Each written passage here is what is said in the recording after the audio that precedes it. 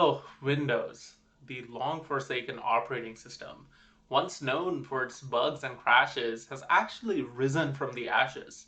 Under the leadership of Satya Nadella and the introduction of WSL, Windows is no longer an underdog in the development world.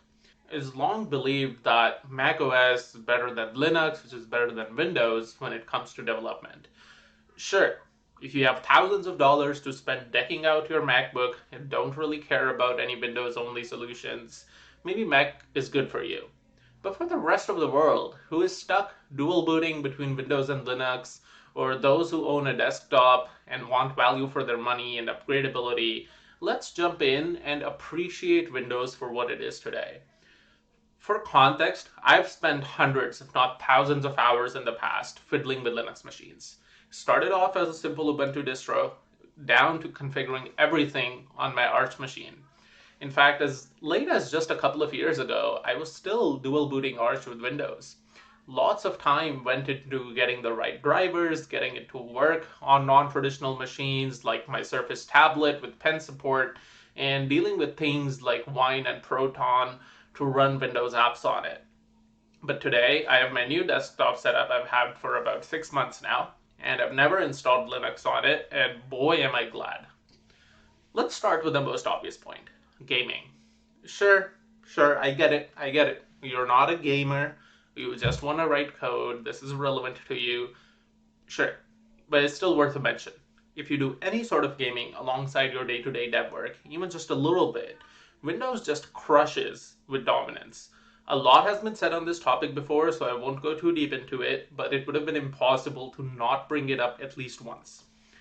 The thing with Linux is that you can do the nichest, weirdest thing on Linux out of the box. Parse a 10 gigabyte file with a complicated grep query and find and replace pieces of data in it and then have it pretty printed out for you right from the terminal out of the box. But if you want to listen to music on Spotify on your new wireless headphones, whoop-de-doo, get ready to dig into forums for many, many hours. Now, don't get me wrong, I'm a huge fan of open source and all that, but I'm also a fan of user and developer experience. While some distros like Ubuntu have made good progress in generally having a good UX, there's just a certain lack of software support that exists across the industry which stops me from moving to it today. You want NVIDIA official drivers with the latest software support? Nope. Want to make content and use Streamlabs? Nope. Have a high DPI monitor or a multi-monitor setup with different resolutions? Nope. Or setting up a new printer at your house or a new scanner? Nope. There's just so much stuff in the industry that has support for macOS and Windows natively, which simply doesn't exist on Linux. And chances are, if you dig through forums and tweak something or the other, which feels like every other day, you can probably still get it to work. But I want to use my computer for what I want to do with it, and I love it when things just work out of the box. Windows kind of gained its reputation for being a terrible OS for developers because of its shell. The lack of a Unix shell, which was provided by macOS and Linux, was a bit annoying. I'd never bothered to learn command prompt and PowerShell, and I don't know anybody who actually has unless they're working on Windows native tooling.